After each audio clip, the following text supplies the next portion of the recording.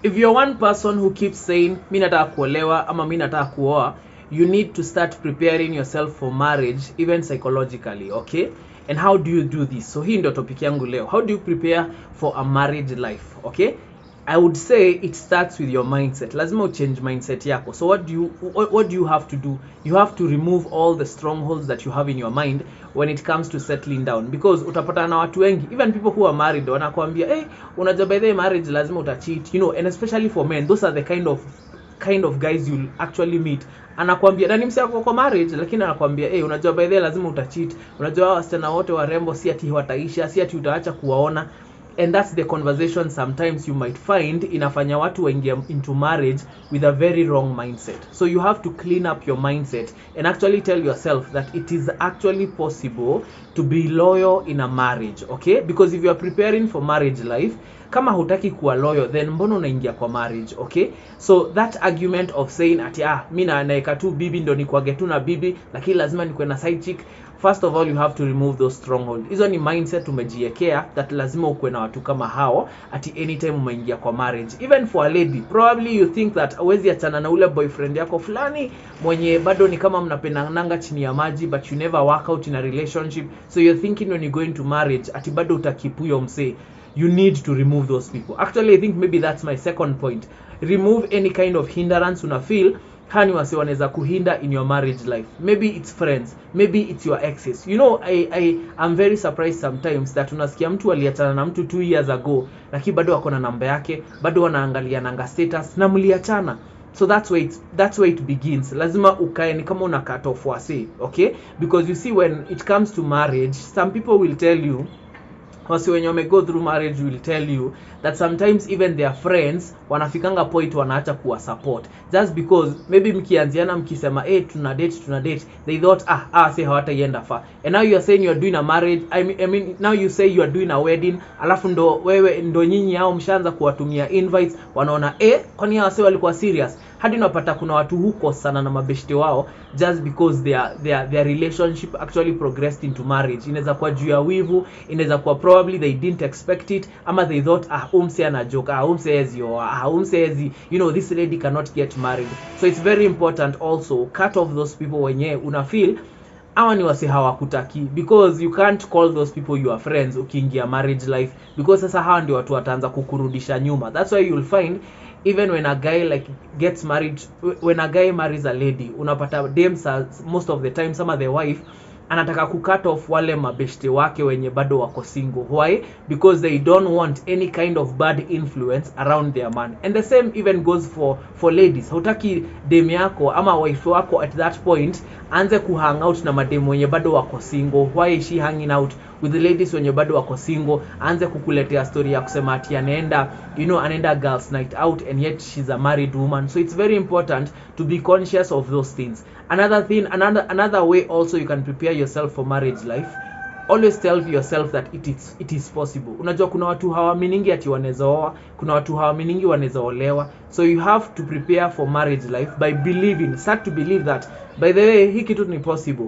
And the same way you see weddings, watu wanafanya weddings every other Saturday, it is possible also for you to get to that point. Usijali about the technicality, how will it happen, sijui nini, hapana. You just start by believing that this thing can happen, and for sure utajipata by the ulioa if you are a man, utajipata uliolewa if you are a lady, and you'll find yourself in marriage life very comfortable. So it starts with a belief. So again, back to the mindset. Lazima ujiambie every day that by the way you can even declare that manzi yenyewe this is my year of marriage, yenyewe hii mwaka I wanna, and that can mean probably ndio umepatana na soulmate wako. That can mean probably ndio hiyo process imeanza, kadawari pale, marriage pale. Another way also to prepare for marriage life, if you want marriage, don't go for come we stay. So usikimbia kuishi na mtu and yet maybe haja kukujia, and this may be probably for the ladies. Usikimbia kuishi na mwanaume na yet haja kutoa kwa nyumba yenyu.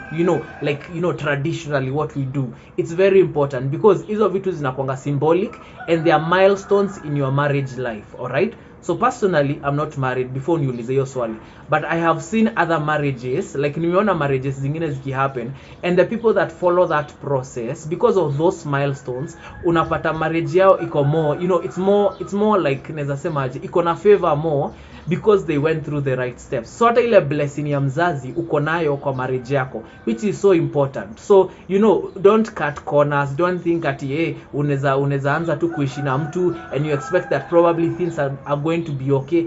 First thing you will find is that wase get married, because probably at that time nyi watu mnaishi separate places, unapatanga the first thing they do is they hamia to a totally new place. Now you're beginning this place with your person, hujahamia kwake, unahamia to a totally new place. Huyo analeta vitu zake, unaye analeta vitu zake, mnaanza marriage life. So it's very important that you trust the process, okay? Trust your process ya kusema ati wacha niipelekwe dowry, akuje introduction kwanza, akuje afanye hizo customary traditions, akuje afanye dowry, and then finally afanye marriage. Let me tell you, marriage doesn't have to be a big thing. If you want a private thing, that's you, that's on you. Lakini ujue watu wa kwenyu wanaweza teta sana, by the way ulifanya harusi ulifanya harusi na hukuwaita, but you can make it as small or as big as you want.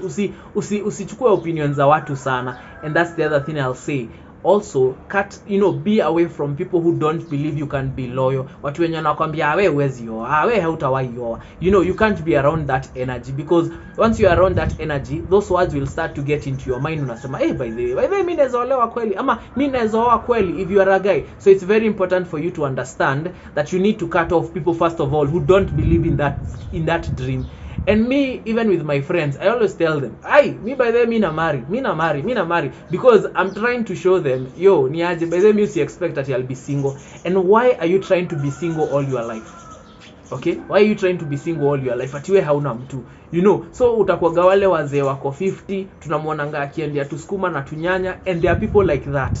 Okay, there are people like that. When yako single, hana watoi, he's 50, he's in his 50s, just because at some point maybe alichochwa na sako yake ya marafiki, wenye maybe now they are married, alichochwa na hao ati wewe huwezi olewa, wewe ni kama sisi, usiwaikubali. Wewe kama una feel marriage is your calling, ama you feel like you want marriage, imagine, go for it. Forget about everyone who is telling you that you can't make it in marriage. The other thing you also have to consider is that you have to pray. Yenye usidhani utaingia marriage tu hivyo, you have to pray, because at least unajua ukishaombea kitu unajuanga God atafanya the rest. So you need to pray about your marriage also.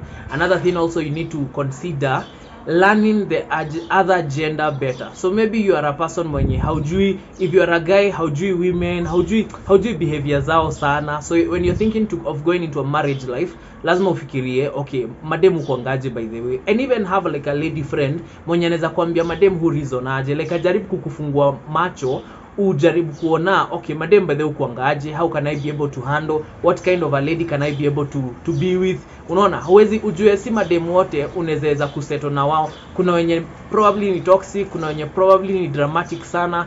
So wewe lazima utafute ule msichana mwenye una feel, okay, this lady enye tunawezana, okay?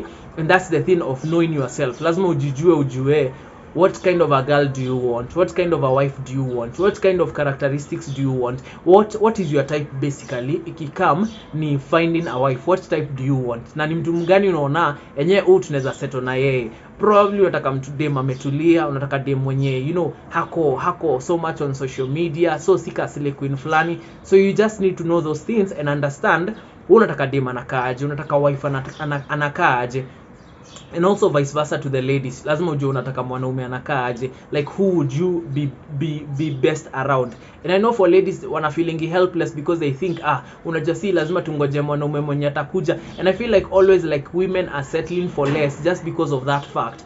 But it doesn't have to be that way. I think lazima umake initiative, ujuange by the way, anytime you're like in a social setting as a lady, try kuongelesha wanaume, try to say hi, try to start a conversation hata kama ni wewe umeanza, ama try to like sana semaje, try to trigger men to actually talk to you. So be around places zenye una feel at least huku kuna like men of value, and hiyo inaweza maanisha maybe go to like conferences more, go to seminars more, like place unajua kuko na at least kuna wanaume of value, kuna kuna wanaume wenye wako na work life, wako na they have their professions, they love those things. So go to these expos, unasikia sijui building expo, unasikia sijui home interior expo. Imagine nanga hizo vitu, because you will interact with a category of men or women that are actually yani wako ka class fulani. So make a decision to be in those events so that you can understand the other gender more. And also the other thing is, you have to get to that point where like you are ready to respect people and understand people and treat people, like give people value. Hata wale watu una date, even if you won't end up with them in a relationship, hapo ndio training inaanza. Venye utatreat huyu mwenye una date sasa, ndio utatreat wife yako, ndio utatreat husband wako. So it's very important that when you're preparing for marriage life, lazima ufike hiyo point yenye you tell yourself that anyone I'll meet, I'll treat them like na respect fulani. You will see their value, like usikimbie kujudge mtu, just see them for their value. And also the other thing nikimalizia, you have to get to that point where you ask questions, okay? When you're trying to get to know people. Jana nilikuwa na have conversation on my live show on TikTok, and I was telling this lady, she's 27, na nilikuwa namwambia wewe age yenye umefika, you need to pass through, like lazima skim through men, like lazima upite, you don't have time to waste. Usipe mtu ati 6 months to prove himself, hapana. Give him like 2 weeks or 1 month, unaona umse na 1 month hata ni refu sana, okay? So that by the end of the year at least umebaki na wawili ama watatu wenye una feel okay, hawa by the way kuna venye maybe they are serious, and then out of the 3 you can pray and actually say, hey God, by the way ni nani hapa mwenye anakaa ni kama anaweza make a good husband if you are a lady. Same even for the guys, don't waste your time ati kujaribu kujua mtu for 2 months. Take the shortest time possible, and how you will do that is by asking a lot of questions. Uliza mse maswali mob, trigger them to answer you questions, ama trigger them to talk about topics that probably hawangeongelelea kama hungewahi wauliza. So when you meet a lady, let's say as a guy, you meet a lady today, akona nose ring, akona tattoo, you have to ask about those things. Lazima umuulize hiyo tattoo ina represent nini, kwa nini uliiweka, because you'll find some ladies or some guys with tattoos wakona like a trauma, so they are putting like a memory there. So lazima understand hiyo ni memory gani ameiweka, ameimark on their skin, okay? The other thing, kama ni chali umemit dem akona nose ring, lazima umuulize, so probably you don't mind, but if you mind you have to ask, okay, hiyo nose ring, unajua nose ring, madem akona nose ring wako associated na madem wanakaa hivi. And you trigger them to answer you that question, because they will tell you, probably they'll give you a perspective and maybe hauko umeona, but it has to tell you something about them. So don't be silent on the red flags. How you prepare for marriage is you are willing to ask every and any question that enye itakumeku feel okay, nime understand mse more. And if they are not answering those questions, ama kuna venye una feel mse na kudodge, it means there's some underlying thing that they are not telling you, and that's very that's something you need to be very careful. Juu sasa utaki kuingia kwa marriage na mtu mwenye anakuficha vitu, so you need to be careful about that. Gachin Lion.